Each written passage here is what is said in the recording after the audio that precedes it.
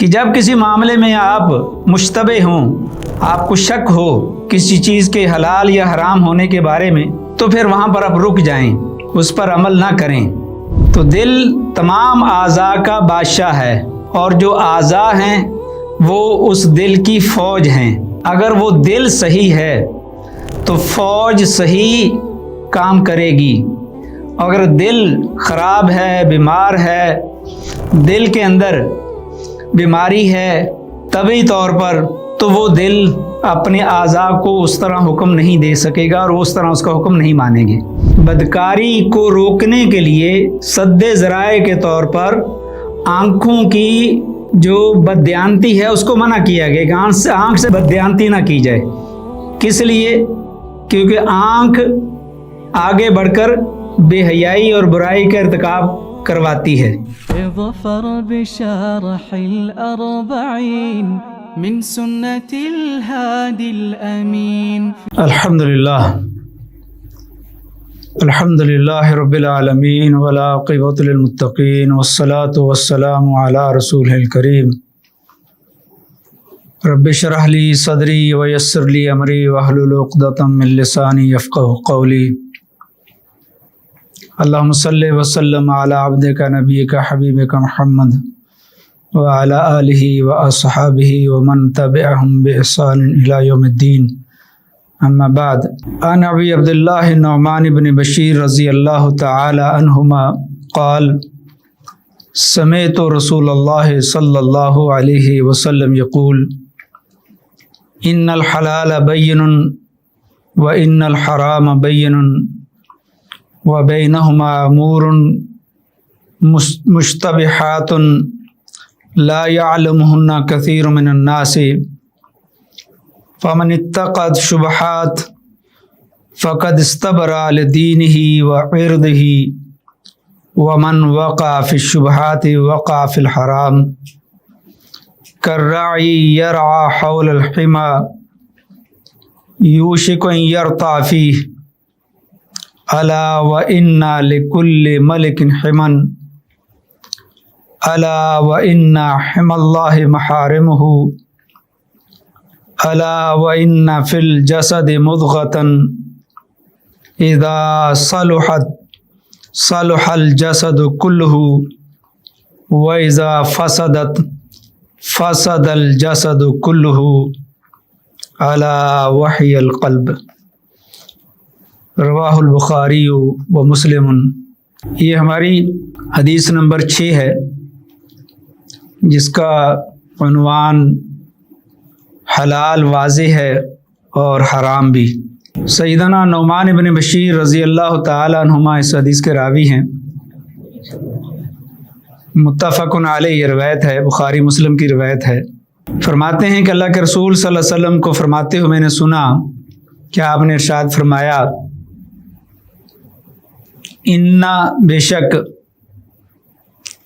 الحلال بین، حلال بین واضح ہے، والحرام بین اور حرام بھی واضح ہے، بینہما ان دونوں کے درمیان، حلال اور حرام کے درمیان کچھ ایسے معاملات ہیں، کچھ ایسے امور ہیں جو مشتبہ ہیں۔ بہت سے لوگ ان کو نہیں جانتے۔ فمن اتقا، من جس نے، اتقا اجتناب کیا، دور رہا، بچ گیا شبہات سے، فقد استبرأ لدینہ وعرضہ، استبرأ بری ان سے ماخوذ ہے کہ اس نے اپنے آپ کو بچا لیا، اور اس نے بچا لیا اپنے دین کو، اپنی عزت کو۔ ومن وقع اور جو اس میں داخل ہو گیا، یعنی شبہات میں جو داخل ہو گیا، وقع فی الحرام وہ حرام میں داخل ہو گیا۔ کالراعی جیسے کہ ایک بکریاں چرانے والا، یرعی وہ بکریاں چراتا ہے، حول الحما हौल का माना इर्द गिर्द, हिमा महफूज किसी बादशाह की मखसूस चरागाह जिसमें किसी दूसरे को जाना मना हो, ख़ास हद हो, तो उसे हिमा कहा गया है। यूशे को करीब है, यरताफी ही कि उस राई के, उस चरवाए के जानवर उसमें चरने लग जाएं। अला खबरदार, व इन्ना लिकुल्लि मलिकिन हिमन, हर बादशाह की एक ख़ास चरागाह होती है, एक ऐसा इलाका होता है जिसमें दूसरों का जाना ममनू होता है, ख़ास हद बंदी होती है। अला खबरदार, व इन्ना हिमल्लाहि महारिमहु, अल्लाह ताला की हिमा वो ख़ास जगह, मना करदा हुदूद वो उसकी हराम करदा चीज़ें हैं। अला व इन्ना फिल जसद मुद्गतन, खबरदार जिस्म में एक लोथड़ा है, इज़ा सलहत, जब वो सही हो जाए, सलहल जसद कुल्लहु, तो पूरा जिस्म सही हो जाता है। व इज़ा फसदत फसदल जसद कुल्लहु, अगर वो ख़राब हो जाए तो पूरा जिस्म ख़राब हो जाता है। अला खबरदार, वही अलक़ल्ब, वो दिल है। ये हदीस मुबारका एक जामी हदीस है जिसके अंदर अल्लाह के प्यारे हबीब सल्लल्लाहु अलैहि वसल्लम हमें दीन के अहकामात बताते हुए इरशाद फरमा रहे हैं कि अल्लाह ताला ने हलाल चीज़ें भी बता दी हैं, हराम चीज़ें भी बता दी हैं। कौन सी चीज़ खानी हमारे लिए हलाल है, कौन सी हराम है, कौन सा जानवर हलाल है, कौन सा हराम है, कौन सा काम जायज़ है, कौन सा काम नाजायज़ है। लेकिन इसमें कुछ चीज़ें मुश्तबे भी हैं, उनको इल्म में रसूख रखने वाले लोग ही जानते हैं, आम लोग नहीं जानते। तो उनके लिए क्या कायदा है, उनके लिए क्या असूल है कि जिन चीज़ों का उन्हें पता है कि ये चीज़, इसका खाना, इसका इस्तेमाल करना, ये जानवर, ये लिबास, ये चीज़, ये मामला मेरे लिए हलाल है और एक हराम है। तो पहली बात तो यह कि जो चीज़ अल्लाह और उसके रसूल ने, कुरान और हदीस ने हलाल करार दे दी है, अब उसमें शक नहीं करना, उससे पीछे नहीं हटना, उसको मुश्तबे नहीं करना, उस पर अमल करना है, उसको अमल में लाना है। इसी तरह अगर कोई चीज़ जो हराम है तो उस हराम को शक में डालकर उससे जो बचने का हुक्म है उसमें लापरवाही नहीं करनी। हाँ, ऐसे उमूर जिनके बारे में शक है कि वो हलाल हैं या हराम हैं, वो उसके बारे में यह है कि वहाँ नबी अकरम सल्लल्लाहु अलैहि वसल्लम ने एक बड़ा जामे और माने उसूल उम्मत के सामने रख दिया है ताकि इंसान की इज़्ज़त, उसकी आबरू, उसका दीन महफूज रहे।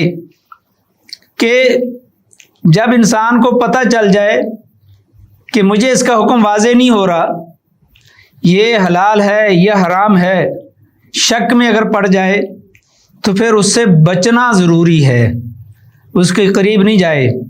नबी अकरम सल्लल्लाहु अलैहि वसल्लम से एक हदीस वारद है कि एक मौके पर आप फरमाते हैं, सहीहैन की हदीस है, कि मुझे भूख लगी थी, मैं घर में खाने के लिए कोई चीज़ तलाश कर रहा था कि मुझे एक ज़मीन पर खजूर का टुकड़ा, एक खजूर गिरी पड़ी हुई मुझे मिली। मैंने उसको उठा लिया और उठाकर खाने वाला था कि मुझे शक गुजरा कि कहीं ये सदक़े की ना हो, तो मैंने फ़ौरन उसको फेंक दिया, क्योंकि सदका अल्लाह के रसूल सल्लल्लाहु अलैहि वसल्लम पर हराम है, जायज़ नहीं है, सदका आप नहीं खा सकते। तो आपको शक गुजरा कि कहीं सदक़े की ना हो, जबकि एहतमाल था कि वो हदिया हो। मगर चूंकि वाज़े नहीं था, शक था, मुश्तबे था कि उसका हुक्म क्या है क्या नहीं है, सदक़े की है हदिये की है, तो आप सल्लल्लाहु अलैहि वसल्लम ने उसको फ़ौरन फेंक दिया, छोड़ दिया। और यही चीज़ यहाँ इस हदीस में बयान की जा रही है कि जब किसी मामले में आप मुश्तबे हों, आपको शक हो किसी चीज़ के हलाल या हराम होने के बारे में, तो फिर वहाँ पर आप रुक जाएं, उस पर अमल ना करें। और अल्लाह के रसूल सल्लल्लाहु अलैहि वसल्लम की ये आदत मुबारका थी कि आप बहुत से मामलात को मिसाल देकर समझाते थे, और मिसाल भी वो देते थे जो लोगों के अक़रब इलल अज़हान, जो उनके ज़हनों के ज़्यादा करीब होती थी। तो यहाँ पर भी आपने एक मिसाल दी, और वो मिसाल ये दी क्योंकि अरब का मुआशरा ज़्यादातर बकरियां चराने वाले थे, ऊँट चराने वाले थे, तो उनको मिसाल दी कि मुश्तबे कामों में उसके करीब जाना ऐसे ही है जैसे एक बकरियों का चरवाहा जब अपनी बकरियां उस जगह पर लेकर जाता है, उस चरागाह के करीब लेकर जाता है जिसमें उसका जाना मना है, उसको रोका गया है, उसके लिए वो नाजायज़ है, वो किसी और की ख़ास जगह है, चरागाह है, तो उसके करीब ना जाए। अगर उसके करीब जाएगा तो ये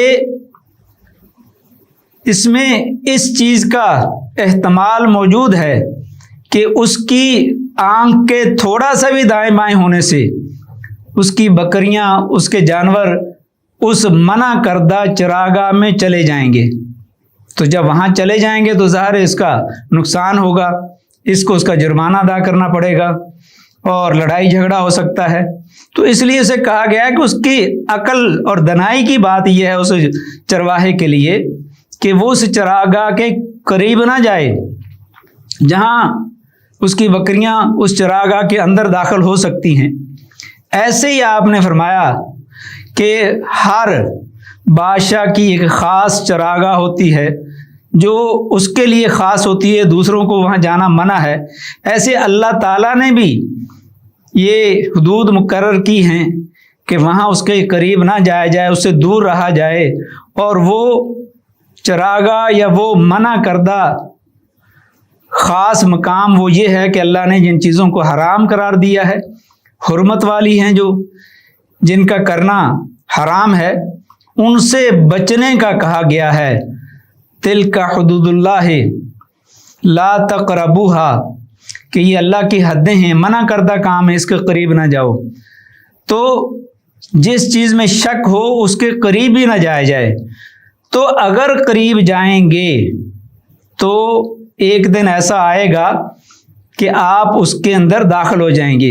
ऐसे ही जैसे आप मशकूक चीज़ों को इख्तियार करेंगे, शक वाले कामों को करेंगे, शक वाली चीज़ों को खाएंगे, पिएंगे, लिबास पहनेंगे, जानवरों को खाएंगे, तो एक दिन आप उन चीज़ों को भी इस्तेमाल करने लग जाएंगे जो हराम हैं। इसलिए उनसे पहले ही सद्दे ज़राए के तौर पर के पेश आमद पहले ही आपको आगाह किया जा रहा है, आपको रोका जा रहा है कि आप उसके करीब ना जाएं। करीब जाएंगे तो हराम का इर्तिकाब कर बैठेंगे, तो इसलिए उससे दूर रहें। और अगर आप दूर रहेंगे तो अपने दीन को भी बचा लेंगे और अपनी इज्जत को भी बचा लेंगे। दीन में भी आप नाक़िस दीन वाले या दीन पर अमल ना करने वाले ना कहलाएंगे, और लोगों के तानों से भी अपनी इज्जत को दागदार होने से बचा लेंगे। तो इसलिए इस हदीस में ये वाज़ेह बताया जा रहा है कि कोई भी मुसलमान शक वाली चीज़ से, जिसका हुक्म वाज़ेह ना हो, जिसमें एहतमाल हो कि ये मुश्तबे है, हराम की तरफ जा रहा है, हराम नहीं है लेकिन हराम की तरफ जा रहा है, अगर आज आप ये छोटा काम करेंगे तो कल को आस्ता आ सकें, कोई हर्ज नहीं, कोई बात नहीं, क्या हुआ, खाने की चीज़ तो है, पहनने की चीज़ है, पीने की चीज़ है, तो कल फिर उसकी जो हराम करदा चीज़ें हैं उसकी तरफ भी बढ़ते चले जाएंगे। और फिर आखिर में जाकर अल्लाह के प्यारे हबीब सल्लल्लाहु अलैहि वसल्लम ने एक और मिसाल के ज़रिए समझाया कि ये हलाल और हराम पर عمل کرتے ہوئے اور جو مشتبہ چیزیں ہیں وہ کیسے انسان اس سے بچ سکتا ہے، اور وہ مثال دی ہے دل کی، کہ اگر جس طرح میڈیکل طور پر، طبی طور پر اگر ایک آدمی کا دل صحیح ہے، دل صحیح کام کرتا ہے، دل بیمار نہیں ہے، دل کی خون کی گردش، دل کے ذریعے خون ہر جگہ پر پہنچ رہا ہے، اس میں کوئی کمزوری نہیں ہے، کوئی بیماری نہیں ہے، تو دل کو پورے اعضاء کا بادشاہ کہا گیا ہے۔ تو دل تمام اعضاء کا بادشاہ ہے، اور جو اعضاء ہیں وہ اس دل کی فوج ہیں۔ اگر وہ دل صحیح ہے تو فوج صحیح کام کرے گی، اگر دل خراب ہے، بیمار ہے، دل کے اندر بیماری ہے طبی طور پر، تو وہ دل اپنے اعضاء کو اس طرح حکم نہیں دے سکے گا اور وہ اس طرح اس کا حکم نہیں مانے گے۔ بعین ہی یہی مثال دین کے لیے ہے کہ اگر ایک آدمی کا دل صحیح ہے، دل میں اللہ کی محبت ہے، اللہ کا ڈر ہے، اللہ کی خشیت ہے، اللہ اور اس کے رسول کی اطاعت ہے، فرما برداری ہے، دل کے اندر خشوع ہے، خضوع ہے، اللہ کی محبت کا جذبہ ہے، ایمان ہے، تو وہ دل صالح دل ہے۔ اس دل کو جو کام بھی کہا جائے گا وہ دل مانے گا، وہ حلال کو بھی حلال مانے گا، حرام کو حرام مانے گا، حتیٰ کہ مشتبہ چیز سے بھی وہ دور رہے گا، کیونکہ وہ صالح جسم دل ہے۔ تو صالح دل ہو تو صالح جسم ہوتا ہے، تو وہ ہر حکم کو بجا لانے کے لیے تیار رہتا ہے۔ اور اگر دل کے اندر بیماری ہو، اور دل کی بیماریاں بہت ساری ہیں، حسد ہے، بغض ہے، کینہ ہے، نفرت ہے، شک ہے، نفاق ہے، اور ایمان کی کمزوری ہے، اگر یہ چیزیں دل میں ہوں، دل میں شک ہو، اس میں شک کی بات کی جا رہی، مشتبہ چیز ہو، شک ہو، تو شک بہت بڑی بیماری ہے۔ تو اگر وہ دل ہی صحیح نہیں ہے تو اس کے اندر اس کے جو اعضاء ہیں، تو اعضاء نے تو دل کی ماننی ہے، کمانڈر نے تو فوجی نے تو اپنی کمانڈر کی بات ماننی ہے، اپنے امیر کی بات ماننی ہے۔ اگر اس کا امیر ہی بیمار ہے، اس کا ایمان کامل نہیں ہے، اس کے اندر ہی یقین نہیں ہے، اس کے اندر جذبہ ایمانی کی کمی ہے، تو وہ کیا آرڈر دے گا کسی دوسرے کو؟ کون اس کی بات مانے گا؟ اس لیے دل کی اصلاح، دل اگر صالح ہے، دل مزین ہے، ایمان کے نور سے بھرا ہوا ہے، اللہ کی محبت سے سرشار ہے، نبی اکرم صلی اللہ علیہ وسلم کی سنت پر عمل کرنے کے لیے، مر مٹنے کے لیے تیار ہے، قربان ہونے کے لیے دل تیار ہے، کیونکہ دل سے ہی جذبہ پیدا ہوتا ہے جو پورے اعضاء کو عمل کرنے کے لیے ابھارتا ہے۔ اگر دل بیمار ہے، دل صحیح نہیں ہے، تو پھر انسان، اس کی نمازیں، اس کے حلال کام، اس کے حرام سے بچنا وہی مشکل ہو جائے گا۔ مشتبہ سے بچنا تو وہ کہے گا یہ تو بہت آسان ہے، کوئی بات نہیں ہے، اس کا تو مجھے حکم ہی نہیں پتہ، حلال ہے حرام ہے، تو وہ مشتبہ چیزوں پر عمل کرنا شروع کرے گا، تو آہستہ آہستہ وہ حرام چیزوں پر بھی عمل کرنا شروع کر دے گا، اور حلال چیزوں کو چھوڑنا شروع کر دے گا، ان پر بھی توجہ نہیں دے گا۔ اس لیے دل کی اصلاح بہت ضروری ہے۔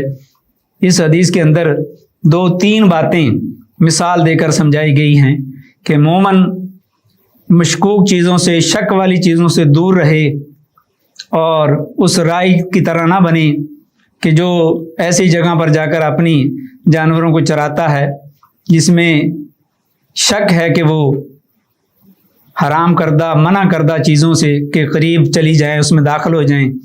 تو اگر انسان ایسا کرے گا تو وہ اپنی عزت کو بھی داغدار کرے گا، اپنے ایمان کو بھی، اپنے دین کو بھی داغدار کرے گا، اور وہ آدمی بچے گا اس چیز سے جس کا دل ایمان کے جذبے سے بھرا ہوا ہوگا، دل صاف ہوگا، دل منور ہوگا، اور دل میں جذبہ ایمانی ہوگا، دل پاک صاف ہوگا، تو اس کے اعضاء بھی اس کی بات مانیں گے اور ان کو دین پر عمل کرنا آسان ہو جائے گا۔ اگر ایسا نہیں ہوگا تو اس کے لیے دین پر عمل کرنا مشکل ہو جائے گا۔ اس کے بعد حسب سابق ہم حدیث کے کچھ فوائد بھی بیان کرتے ہیں کہ اس حدیث سے ہمیں کیا فوائد مل رہے ہیں.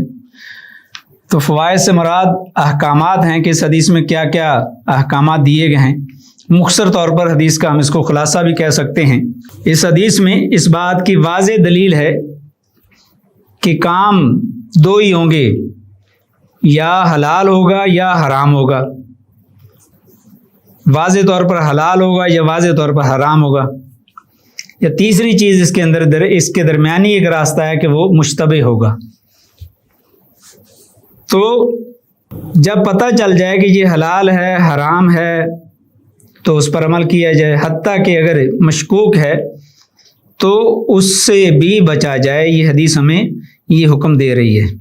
اور اسی طرح اس میں یہ بتایا جا رہا ہے مثال دے کر، دوسرا فائدہ اس کا یہ ہے کہ انسان مشکوک چیزوں سے دور رہے.